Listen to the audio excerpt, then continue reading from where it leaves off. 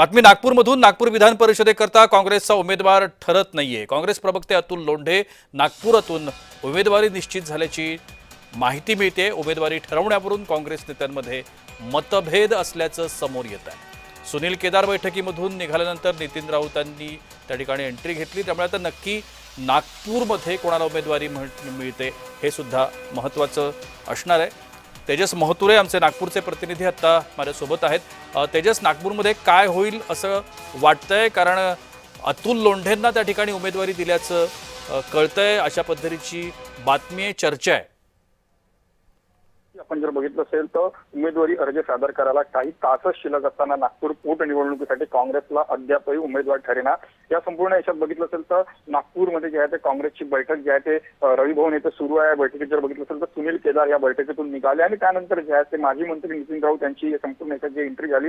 उमेदवारी ठरण्यावर जे आहे ते काँग्रेसमध्ये जे आहे ते मतभेद जे पुन्हा एकदा दिसून येत आहे. त्यामध्ये जर बघितलं असेल तर काँग्रेसचे प्रवक्ते अतुल लोंढे यांचे नाव जे आहे ते समोर आहे. मात्र या संपूर्ण याला जर बघितलं असेल तर अजूनही बैठक सुरू आहे. 1.5 ते 2 तास जे आहे उमेदवारी अर्ज भरण्यासाठी शेवटचे तास बाकी असताना जे आहे ते दिनेश लोंढे जे आहे दिनेश ढोरे जे आहेत ते माजी जिल्हा परिषद सदस्य आहेत, त्यांचं सुद्धा नाव जे आहे ते समोर येत आहे. त्यामुळे या संपूर्ण नावाबाबत जर बघितलं असेल तर एकूणच जे आहे ते मतभेद दिसत आहे. त्यामुळे काँग्रेस उमेदवार अद्यापही ठरत नाही आहे. काँग्रेसचे संपूर्ण नगरसेवक असतील, जिल्हा परिषद सदस्य आहेत, ते रवी भवन येथे बैठक सुरू आहे. त्यामुळे जे आहे या संपूर्ण याच्यात जर बघितलं असेल तर राजकीय वर्तुळात जे आहे काँग्रेसची चर्चा अधिकच सुरू आहे. कारण की उमेदवार त्यांना ठरले नाही. त्यामुळे दिनेश ढोरे होते की पुन्हा एकदा अतुल लोंढे यांचे नाव निश्चित होते, ते सुद्धा आता जे काही तपास ते निश्चित होणार आहे. नक्कीच सकाळी विजय वडेट्टीवार यांनी पत्रकार परिषदेमध्ये काही माहिती दिली, त्या संदर्भात त्यांनी चर्चा केली. वडेट्टीवार काय म्हणतायत या जागेबद्दल?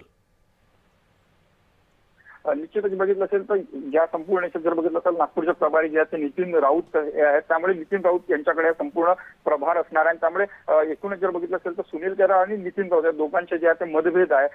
2 दिवसा अगोदर जे आहे तशी बैठक पार पडली होती. त्या बैठकीमध्ये सुद्धा जर बघितलं असेल तर दोघांचे मतभेद जे आहे ते समोर आले होते. आणि त्यामुळे हे जागा कोण लढणार यासोबत जे आहे ते आता ही जे आहे काँग्रेसच्या कार्यकर्त्यांमध्ये नेत्यांमध्ये या संभ्रम निर्माण होत आहे.